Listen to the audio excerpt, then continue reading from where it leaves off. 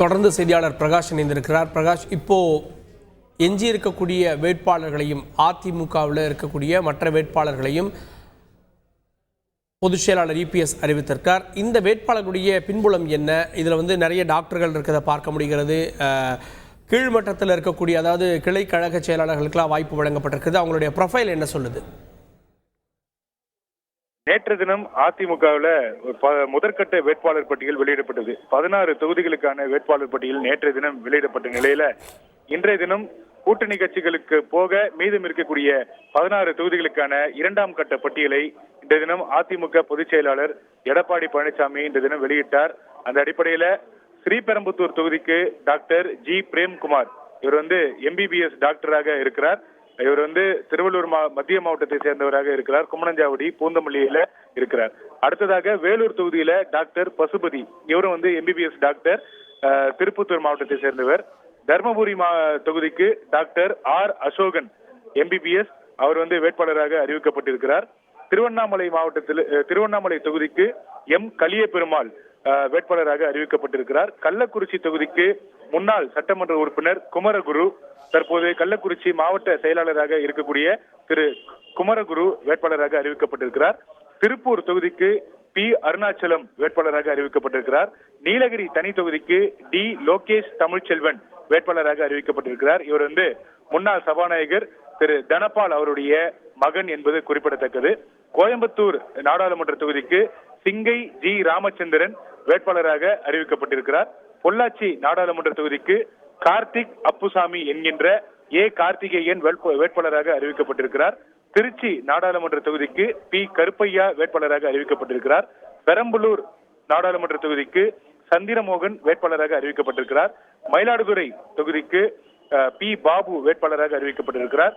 சிவகங்கை நாடாளுமன்ற தொகுதிக்கு பனங்குடி சேவியர் தாஸ் வேட்பாளராக அறிவிக்கப்பட்டிருக்கிறார். தூத்துக்குடி தொகுதிக்கு சிவசாமி வேலுமணி வேட்பாளராக அறிவிக்கப்பட்டிருக்கிறார். திருநெல்வேலி தொகுதிக்கு சமீபத்தில் திமுகவில் இருந்து அதிமுகவில் இணைந்த வழக்கறிஞர் சிம்லா முத்துச்சோழன் வேட்பாளராக அறிவிக்கப்பட்டிருக்கிறார். கன்னியாகுமரி தொகுதிக்கு முனைவர் பசிலியான் நசரேத் வேட்பாளராக அறிவிக்கப்பட்டிருக்கிறார். புதுச்சேரி நாடாளுமன்ற தொகுதிக்கு ஜி தமிழ்வேந்தன் வேட்பாளராக அறிவிக்கப்பட்டிருக்கிறார். இந்த பட்டியல் தான் தற்போது இன்றைய தினம் அதிமுக பொதுச் செயலாளர் எடப்பாடி பழனிசாமி இன்றைய தினம் அறிவிக்கப்பட்ட இரண்டாம் கட்ட வேட்பாளர் பட்டியலாக இருக்கிறது. மொத்தமாக தமிழ்நாட்டில் இருக்கக்கூடிய 39 நாடாளுமன்ற தொகுதிகளில் 18 தொகுதிகளில் அதிமுக திமுக நேரடியாக மோதுகிறது. அந்த பட்டியலை நம்ம பார்த்தோம்னா, வட சென்னையில திரு ராயபுரம் மனோஜ் அதிமுக சார்பிலும் திமுக சார்பில் கலாநிதி வீராசாமி நேரடியாக மோதுகிறார்கள். தென் சென்னை நாடாளுமன்ற தொகுதியில அதிமுக சார்பில் டாக்டர் ஜெயவர்தன், திமுக சார்பில் தமிழச்சி தங்கபாண்டியன் நேரடியாக மோதுறாங்க. ஸ்ரீபெரும்புத்தூர் நாடாளுமன்ற தொகுதியில அதிமுக சார்பில் டாக்டர் பிரேம், திமுக சார்பில் TR பாலு நேரடியாக மோதுறாங்க. காஞ்சிபுரம் தனி தொகுதியில அதிமுக சார்பில் பெரும்பாக்கம் ராஜசேகர், திமுக சார்பில் செல்வம் வேட்பாளராக மோதுறாங்க. அரக்கோணம் நாடாளுமன்ற தொகுதியில அதிமுக சார்பில் AL விஜயன், திமுக சார்பில் ஜெகத் ரட்சகன் வேட்பாளராக களம் காணுறாங்க. வேலூர் நாடாளுமன்ற தொகுதியில அதிமுக சார்பில் டாக்டர் பசுபதி, திமுக சார்பில் கதிர் ஆனந்த் வேட்பாளராக மோதுறாங்க. தருமபுரி நாடாளுமன்ற தொகுதியில அதிமுக சார்பில் டாக்டர் அசோகன், திமுக சார்பில் மணி வேட்பாளராக மோதுறாங்க. திருவண்ணாமலை தொகுதியை பொறுத்த வரைக்கும் அதிமுக சார்பில் கலிய பெருமாள், திமுக சார்பில் CN அண்ணாதுரை. ஆரணி நாடாளுமன்ற தொகுதியில அதிமுக சார்பில் கஜேந்திரன், திமுக சார்பில் தரணி வேந்தன். கள்ளக்குறிச்சி நாடாளுமன்ற தொகுதியில அதிமுக சார்பில் குமரகுரு, திமுக சார்பில் மலையரசன். சேலம் நாடாளுமன்ற தொகுதியில அதிமுக சார்பில் விக்னேஷ், திமுக சார்பில் செல்வ கணபதி. ஈரோடு நாடாளுமன்ற தொகுதியில அதிமுக சார்பில் ஆற்றல் அசோக்குமார், திமுக சார்பில் KE பிரகாஷ். நீலகிரி நாடாளுமன்ற தொகுதியில அதிமுக சார்பில் லோகேஷ், திமுக சார்பில் R ராசா. கோவை நாடாளுமன்ற தொகுதியில அதிமுக சார்பில் சிங்கை ராமச்சந்திரன், திமுக சார்பில் கணபதி ராஜ்குமார். பொள்ளாச்சி நாடாளுமன்ற தொகுதியில அதிமுக சார்பில் கார்த்திக் அப்புசாமி, திமுக சார்பில் ஈஸ்வரசாமி. பெரம்பலூர் நாடாளுமன்ற தொகுதியில அதிமுக சார்பில் சந்திரமோகன், திமுக சார்பில் அருண் நேரு. தேனி நாடாளுமன்ற தொகுதியில அதிமுக சார்பில் நாராயணசாமி, திமுக சார்பில் தங்க தமிழ்ச்செல்வன்.